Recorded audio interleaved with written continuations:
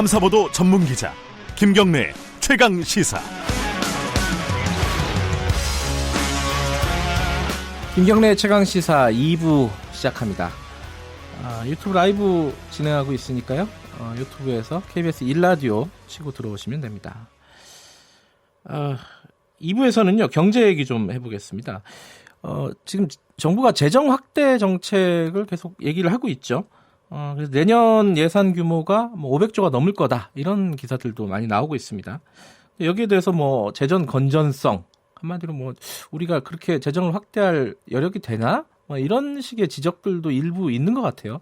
이걸 어떻게 봐야 될지, 더군다나 정부가 재정 확대 정책을 펼친다고 하니까 KDI가, 국책연구기관이죠. KDI가 그러면 안 된다라는 식의 보고서를 발표했다, 이런 보도들도 좀 있습니다. 이 부분도 또 조금 해석이 필요할 것 같습니다.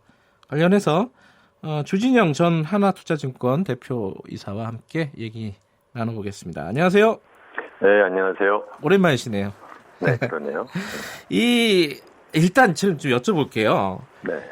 이 500조가 넘어서 굉장히 이게 뭔가 큰 어떤 사건이다라는 식의 보도들이 있는데, 이거 이렇게 보는 게 맞습니까? 네, 그게 좀 의심스럽더라고요. 그렇지 않습니다. 예. 액수라는 것은 그 자체로는 그렇게, 왜냐하면 그 네. 나라의 GDP는 네. 매년 성장하잖아요. 네. 예를 들면은 뭐 우리나라가 뭐 실질 경제 성장률이 뭐 3%다. 네. 근데 만약에 물가 상승률이 2%다. 네. 그러면은 명목 GDP만 하더라도 5% 상승하잖아요. 네. 그러면은 뭐 GDP 대비해서 그 정부의 그 예산이 네. 같은 비율로 유지를 하더라도 예. 5% 느는 거거든요. 그렇죠? 네. 네. 그렇기 때문에 물론 지금 뭐 예년에 비해서 증가율이 더 높다고는 하지만 네. 기본적으로 가만히 있어도 액수는 아무로나 늘게 돼 있어요. 그렇기 때문에 물론 이제 뭐 말로 하기는 뭐 얼마다 이렇게 뭐 뉴스 제목기는 좋지만 네. 실제적인 의미는 없는 얘기입니다. 그러니까 그 내년도 물론 예상치긴 하지만요. 그 국가 재정 운영 계획에 보면은 총 수입도 504조고 총 지출도 504조예요. 이러면은 이게 확장 정책도 아닌 거 아니에요? 어떻게 봐야 됩니까, 이거? 이거 한 두세 번에 걸쳐서 아마 이 시간이 아니라 제가 옛날에 경제직설, 예, 같이 말씀하셨어요. 예. 드렸는데, 예. 총수입, 총지출은 이제 그게 바로 우리가 흔히 말하는 통합재정수지이고요. 네, 예. 거기에는 이제 사회부장기금에 해당되는 돈도 다 들어가니까. 네. 그렇지만 이제 또 우리나라의 그 관료들만 만들어놨던 관리재정수지로만 말하면 좀 다르잖아요. 네. 네, 그래서 한국은 지금 보면 꾸준하게 통합재정 수지 기준을, 또는 국제 기구가 다 공통적으로 사용하는 방법이 통합재정 수지인데, 네. 그 면에서는 흑자를 내거나 아니면 거의 균형 재정에 가깝습니다. 네. 그래서 그렇습니다. 수입과 지출이라고 봤을 때. 예. 근데 요번에 국가 재정 전략 회의가 열리지 않았습니까? 세종시에서 열린 것 같은데, 여기서 이제 홍남기 경제부총리가 국가 채무 비율을 40%대 초반으로 좀 관리하겠다, 이렇게 발언을 했어요. 네. 그런데 거기에 대해서 문재인 대통령이 좀 여력이 있는 거 아니냐, 한 60%까지는 여력이 있는 거 아니냐, 그래서 조금 더 확장 정책을 쓰는 게 낫지 않겠냐라는 취지의 발언을 했다고 보도가 되고 있습니다. 그렇죠. 이 논란은 어떻게 봐야 될까요? 대통령 말씀이 맞고요. 그렇습니까? 네. 네, 왜냐하면 그 40%로 하겠다라는 것은 네. 그냥 관료들이 그렇게 정한 것뿐이에요. 아무런 무슨 뭐 논리적인 이유도 없고, 네. 아무런 경제학적인 이유도 없는 거거든요. 네. 그러니까 그 40%는 소위 말하면 그냥 옛날에 말해놓은 자기네들의 인위적인 목표를 그냥 유지하겠다는 말을 반복한 것에 불과하지. 네. 그 자체 안에 무슨 대단한 정책적인 의미가 있는 게 아닙니다. 그러니까 주 대표께서는 이 재정을 확대할 수 있는 여력이 있다라고 보시는 건가요, 그러면은? 여력이 있는 것만 아니라 엄청 많이 있죠. 그리고 지금 시점에서 필요하다고 보시는 겁니까? 그렇죠. 이 말씀도 여러 번 그동안 드렸는데, 네. 이게 크게 보면은 이제 두 가지 흐름이 있어요. 네. 우리나라의 재정 정책에 대해서는. 네. 이제 보수적인 사람들은 그 보수적인 이제 경제학자라고 굳이 말한다면 네. 한국이 이제 다른 나라보다 앞으로 그 저출산 고령화 문제가 심하기 때문에 네. 앞으로 이제 장기적으로 경제 성장이 둔화되기 마련이다. 그러니까 지금 있는 것을 최대한으로 아껴둬야 된다. 왜냐하면 나중에 되면 아무로나 이제 그 재정 적자가 나올 수 있는 그 구조적인 요인이 있으니까. 네. 거기에 비해서 또 이제 다른 반대편에 있는 경제학자들은 네. 그런 재정적인 여력이 있을 때 앞으로 그런 그 재정 적자가 폭증하게 되는 근본 원인으로 작용할 만한 네. 그런 저성장이나 아니면 고령화를 지금 재정 정책을 통해서 해결하자. 네. 뭐 그런 얘기인 거고요. 저 역시 두 번째가 맞다고 생각하고요. 왜냐하면 지금 우리가 지금 전 세계적으로 가장 낮은 그 출산율을 갖고 있잖아요. 네. 근데 그것을 왜 그것은 우리나라가 전 세계에 1등하는 것은 아무런 문제가 아닌 것으로 놔두고 네. 재정 적자만 맨날 보고 있냐. 이게 어떻게 보면 약간 굉장히 좁은 네. 모모란 개구리 같은 그런 시각인 것이죠. 네. 근데 이제 그런 문제 제기도 하더라고요. 이 민주당에서 네. 이제 박근혜 정부 시절에 특히 그 국가 채무나 이런 부분들에 대해서 문제 제기를 많이 했었다. 그 확장 정책에 대한 우려들을 많이 표명을 했었는데 지금 와서 좀 다른 얘기하는 거 아니냐. 그러니까 한 입으로 두 말한다. 한마디로 얘기하면요. 이렇게 보는 시각은 또 어떻게 봐야 될까요? 우리나라 정당들이 뭐 네. 무조건 상대방이 하면은 저 시비부터 걸고 보는 것은 네. 뭐 다 아는 얘기고 네. 네, 그렇게 잘못했으니까 그런 정권을 잡고도 계속해서 잘못하라는 말로 들리면 또 안 되죠. 네. 근데 이제 아까 말씀 간단하게 좀 언급하신 부분도 있는데 예를 들어서 이제 이 확장 정책에 대해서 반대하는 학자들도 꽤 있지 않습니까? 네. 그러니까 뭐 OECD에서 보면은 우리 국가 채무가 낮은 수준이긴 하지만은 채무의 질이 다르다. 뭐 특히 뭐 고정 지출 같은 것들이 많이 늘고 있다. 뭐 그래서 마지노선 한 40% 지키는 게 좋다. 이렇게 얘기하는 사람들도 있는 것 같아요. 신문 보도에 보면요. 뭐 그런 사람들만을 갖다 이제 인용을 하니까 그런 거죠. 네. 그렇게 생각하면 사실은 네.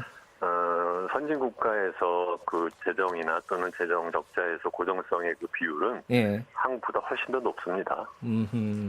예를 들면 미국 같은 경우라고 하면 미국의 예산에서 약 85%가 이미 정해진 거라고 해요. 예. 근데 거기에 비하면 우리는 훨씬 더 적거든요. 우리나라는 그런 식으로 고정성에 해당되는 게 한 60몇 %밖에 안 됩니다. 네. KDI 얘기 좀 해야 될 것 같아요. 왜냐하면은 이 뭐 500조 슈퍼 예산이라고 또 뭐 이름 붙이는 데도 있던데 언론 중에 네. 어쨌든 500조 예산이 된다라는 발표가 나오는 날 KDI에서 이 예산을 이렇게 재정을 확대하는 것은 지금 바람직하지 못하다라는 취지의 보고서를 발표했다. 이렇게 한마디로 말해서 KDI가 정부 정책을 반대하고 있다. 이렇게 보도를 많이 하고 있어요. 네. 이거 KDI 보고서 보셨나요?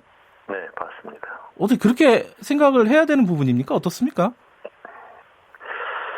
처음에는 네. 말하자면 이제 억지로 경강부회를 하는 거 아니냐 언론들이 네. 그런 생각을 좀 했어요. 왜냐하면 사실은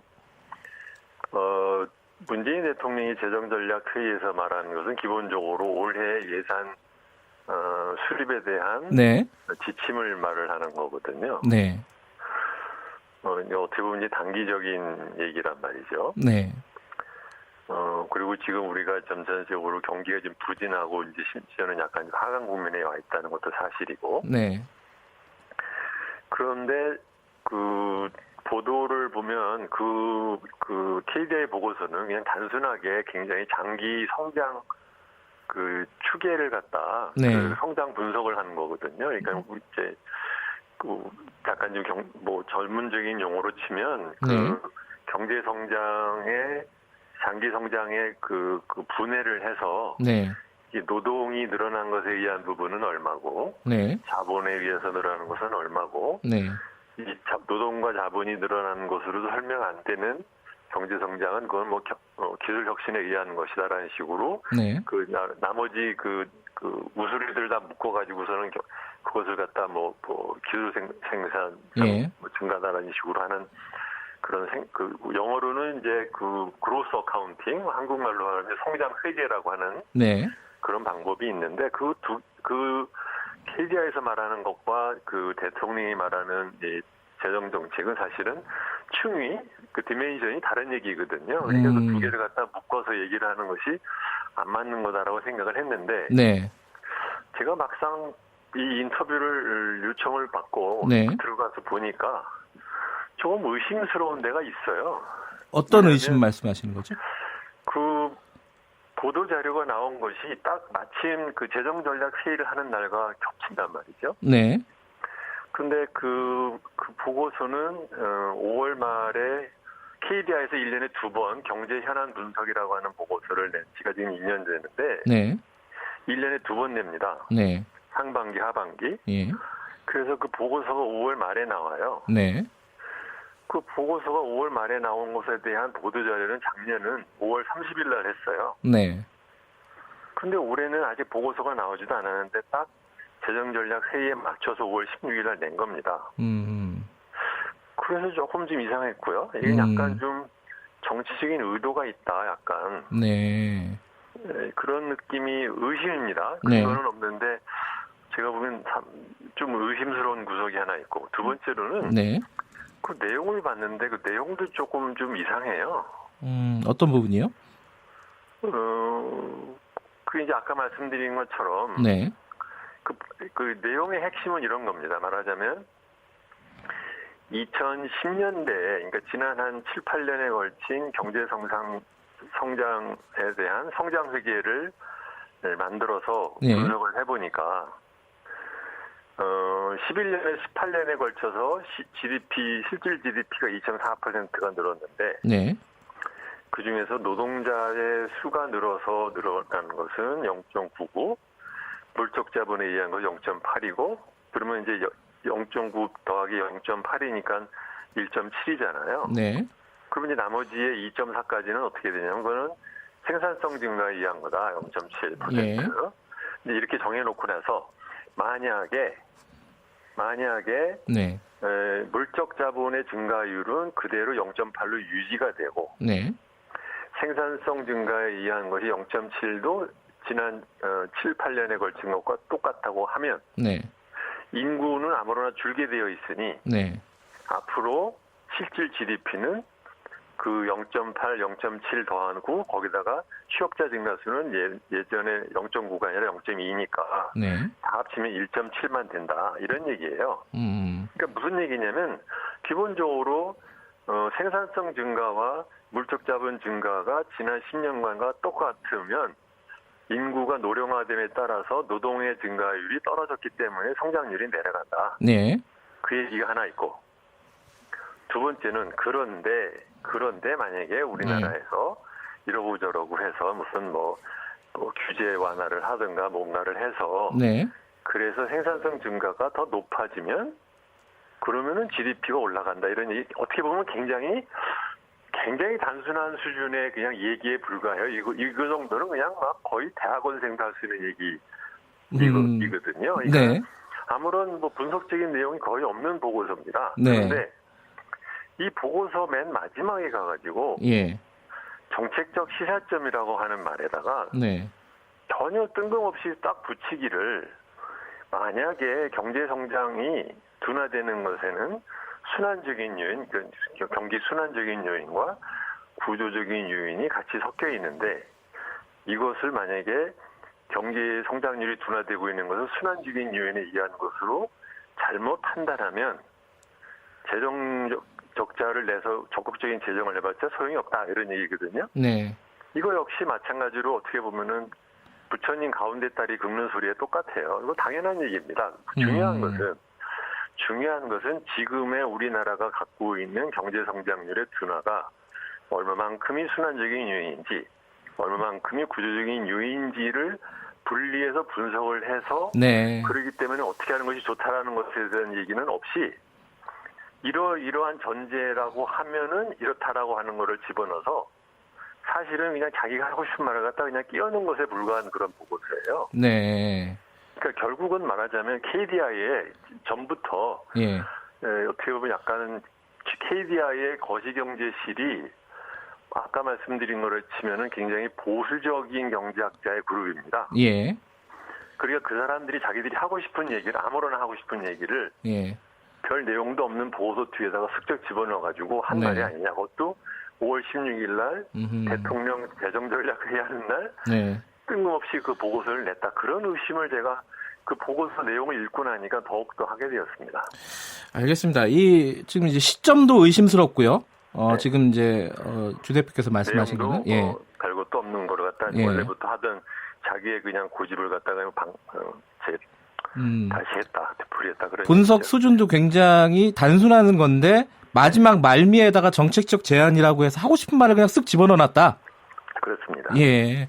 자, 이 부분은 KDI 쪽에서 좀 뭐랄까 설명이 좀 필요할 것 같아요. 나중에 한번 일단 인터뷰를 좀 거절하신 것 같은데 한번 저희들이 인터뷰를 요청해갖고 네. 예 물어볼게요. 재미있는 것은 보니까 신문 보도를 보니까 그 네. 썼다는 사람이 그렇게 뭐 시니어한 경제학자도 아닌데 그 보수 언론들이 하는 말에 그 입맛에 맞는 또 그 전화 응대는 했더라고요. 그렇죠. 했더라고요. 예. 그랬는데 막상 KBS에서 자세하게 얘기를 해달라고 하니까 그거는 이제 거절했어요. 예. 거절하고 도망갔다는 거. 예. 조금 약간 이상하고 어쨌든 이게 좀 듣는 사람에 따라서는 오해할 수도 있는 제 얘기입니다만 예. 조금 이상하긴 합니다. 네. 예.